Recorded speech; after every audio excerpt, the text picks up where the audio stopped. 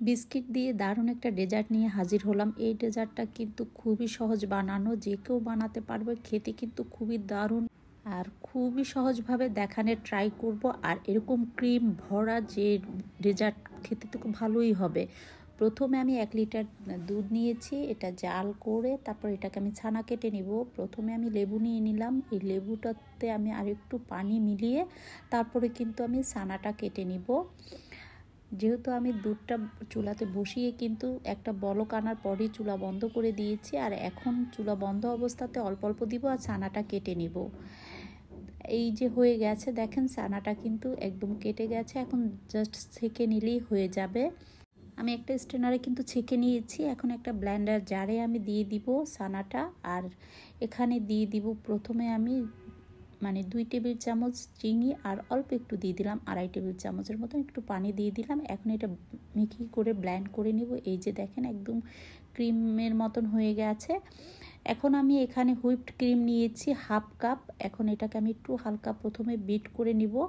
এই হুইপড ক্রিমটা কিন্তু বেকিং শপ, যেগুলা বেকিং টাইপের জিনিসপত্র বিক্রি করে, ওখানে পেয়ে যাবেন। কিছুক্ষণ বিট করার পরে আমি এখানে দিয়ে দিলাম দুধ আর সেই দিয়ে দিলাম চিজটা, যেটা ক্রিম চিজটা করে রেখেছিলাম ওইটাই দিয়ে দিলাম। দিয়ে এখন ভালো করে কিন্তু আমি এটাকে আর একটু বিট করে একটু শক্ত করে নিব। আপনারা চাইলে কিন্তু কনডেন্স মিল্ক আর শুধু ক্রিম চিজ দিয়েও করতে পারেন, কোনো সমস্যা নাই। তবে ক্রিমটা দিলে কিন্তু খুবই ভালো হয়, হুইপড ক্রিম। ঠিক এরকম করে রেখে দিব আমি এখন মিক্স করে। আর আমি এখানে বিস্কিট নিয়েছি মিল্ক মেরি বিস্কিট, এটা দিয়ে কিন্তু করব। আপনারা চাইলে যে কোনো বিস্কিট দিয়ে করতে পারেন। এখানে আমি 1 টেবিল চামচ কফি আর পানিতে আমি গুলিয়ে নিয়েছি। জাস্ট এখান থেকে মেরি বিস্কিটের প্যাকেট থেকে নিব, তারপর কফির পানির মধ্যে ডিপ করেই কিন্তু আমি একে একে এখানে সবগুলো সাজিয়ে নিব। মেরি বিস্কিটটা কিন্তু অনেক নরম হয়, দেওয়ার সাথে সাথে কিন্তু এটা কফির থেকে তুলে নেবেন। আর এটা কিন্তু একদম ঠান্ডা পানির মধ্যেই কিন্তু আমি ডিপ করেছি এই বিস্কিটগুলো। এখন আমি কিন্তু সুন্দর করে লেয়ারে এটাকে পুরো ছড়িয়ে দিলাম। এখন আমি সেই ক্রিম যেটা করে রেখেছিলাম এটা আমি একটা পাইপিং ব্যাগে ভরে তারপরে দিয়ে দিলাম। এখন সুন্দর করে সমান করে আবারও লেয়ার করে দিব।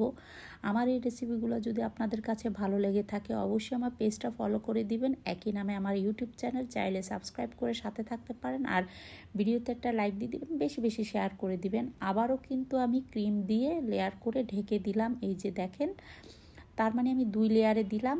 আর এই ক্রিমটা খেতে যা দারুণ। এখন আমি কোকো পাউডার দিয়ে এটার উপরে একটু এভাবে করে ছড়িয়ে দিব, দেখতে সুন্দর লাগবে আর ফ্লেভারটাও খুব সুন্দর আসবে। চাইলে কিন্তু আপনারা কফিও দিতে পারেন। তারপর আমি একটু বিস্কিট দিয়ে সাজিয়ে দিলাম। এখন আমি এটা আধা ঘন্টার জন্য আমি সেট হতে রেখে দেব নর্মাল ফ্রিজে। আধা ঘন্টা পর আমি ফিরলাম। এই যে দেখেন, এখন আপনাদের সাথে একটু কেটে দেখাবো যে আসলে কেমন হয়েছে। এটা কিন্তু সেট হয়ে গেছে। এখন আমি বিস্কিটটা একটু সরিয়ে তারপরে এখন আমি স্প্যাচুলা দিয়ে কিন্তু কেটে এটা উঠিয়ে দেখাচ্ছি আসলে কেমন হয়েছে ভিতরটা। এই যে দেখেন, খুবই সুন্দর সেট হয়ে গেছে মাশাআল্লাহ। এখন আমি একটা প্লেটের মধ্যে নিয়ে আপনাদেরকে কেটে দেখাচ্ছি কেমন হয়েছে। আর এই ডেজার্টটা কিন্তু আপনারা নিজেরা খাওয়ার জন্য তৈরি করতে পারেন, আর যে কোনো অকেশনের জন্য এটা কিন্তু রাখতে পারেন। দেখলেন তো কত ইয়ামি। ভালো লাগলে ভিডিওতে একটা লাইক দিয়ে দিবেন।